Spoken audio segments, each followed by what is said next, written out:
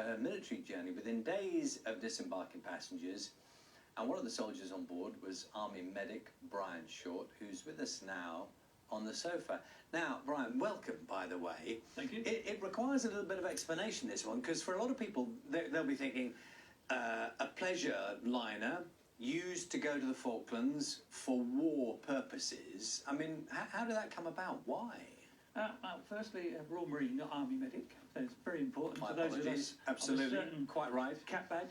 But when the task force was needed to go, the Royal Navy no longer had the right amount of ships. So there was always a plan with the MOD to take up ships from trade, and Canberra and Norland and about 30 other ships were taken up from the Merchant Navy. And just on the practicalities, maybe we can we see the footage? I don't know if you can see the footage now, but this was, just so people understand, it had a swimming pool. I mean, it was built for pleasure, wasn't it? Yeah, the Canberra, the week before the Falklands, was doing cruises around the Mediterranean with guests, and then it was commandeered by the MOD.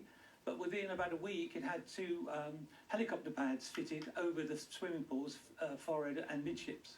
So yeah, they were off duty, off limits to the troops, because they were covered with helicopter tanks. And it was an interesting mix on board, wasn't there? Because there were 400 or so civilians who were then kind of commandeered to come with the ship, weren't there? Well, to be fair, they weren't commandeered. They volunteered. Right. All credit to the P&O crew. They volunteered to stay on board, and they put through the same trials, tribulations, and risks that we all went through.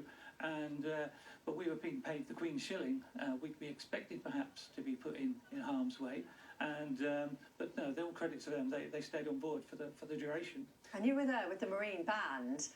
Just tell us a bit about the role that played in this journey, because that was interesting as well, wasn't it? Well, when the Falklands first started, we were all on Easter leave, and I was recalled from Easter leave, and we assumed the band would be guarding the barracks in Plymouth, whilst the Royal Marine Commandos, the Rafty Tufties, would go off and do the fighting. But on paper, we were part of a medical squadron, and they realised they would be 40 men short. So we were summoned, and within 48 hours, we found ourselves on the Great White Whale, going to a war.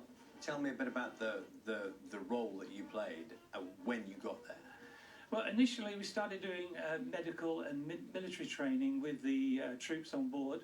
And then after about 3 or 4 weeks, when we hoped the diplomatic efforts would work and war would be avoided, the troops on board, the Marines and the Paras, were getting there was a bit of tension, a bit of cap badge rivalry, and our boss, Captain Ware, said, well, let's break out the instruments. So we started doing music to relieve the tension and the boredom, and then we broke down into a little jazz quartet and a rock band to play in the smaller messes. So we were doing our training in the day, and in the evenings entertaining the troops and to keep them stop them going up against each other. And at what stage then did you come into contact with Argentinian prisoners?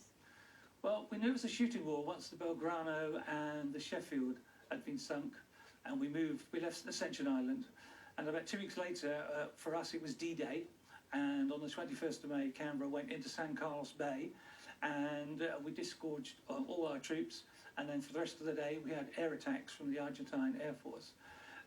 Later that day we took our first dead and wounded on board. Some of them, the wounded, were Argentines who we had to guard and look after. And unfortunately some of the deceased were people we knew, Marines we knew. So the war then took on a very different hue for me. The Argentines became the enemy in my mind, and we were in a shooting war, and things took a very different turn from that day on. But clearly, as you described a moment ago, your role was double-headed. You were caring for Argentinians who'd been injured, as well as guarding them. Yeah, we looked after them very well, and after the hostilities had finished, we had about 4,000 of them put on Canberra, and we had to take them home to Puerto Madryn in Argentina.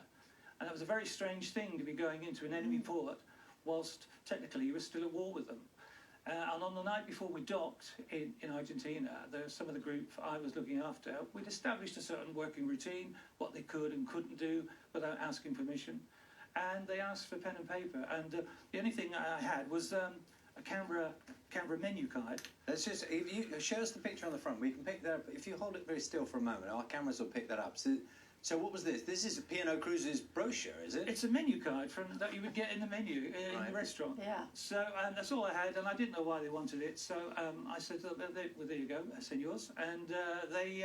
If you just hold it straight for it, and we'll see. And this is signed by a number of people who are on board, is that Yeah, right? about 20 of them signed, and basically it's a thank you card from the enemy, which is a very, I think, unique souvenir to come back from a war. Do you have any idea what that message says that's written there? Yes, it says, it says, thank you, Brian, and thanks for looking after us. What a good Marine. Lots of things that I wish my boss had written and my staff appraisals during my time in the services. And just to wrap up the story for us, what happened to the SS Canberra finally? Well, the Canberra was a great ship to go to war on, and she came back, was eventually scrapped. She went back into service. But a slight addendum to this, last year I had a quick online spat with somebody about Argentine prisoners. So I produced this as evidence that we did look after them. And an Argentine historian found this, and he's found about 18 of the 20 signatories, and they've been back in touch in the last year. Really? That's amazing. So that's what prompted me, that and the reunions I go to with the band, to write a book about the experiences. It's a fascinating story, and I think a lot of people it'll be brand new to for obvious reasons. You know, they just went around at the time. Thank you for coming in for us. Really Thanks very much. Thank If you, I Brian. could just mention the book, Yeah. The Band That Went to War, because it's an interesting book, and it tells the small but important story that the band performed in that time 40 years ago. The band that went to war. Thank you.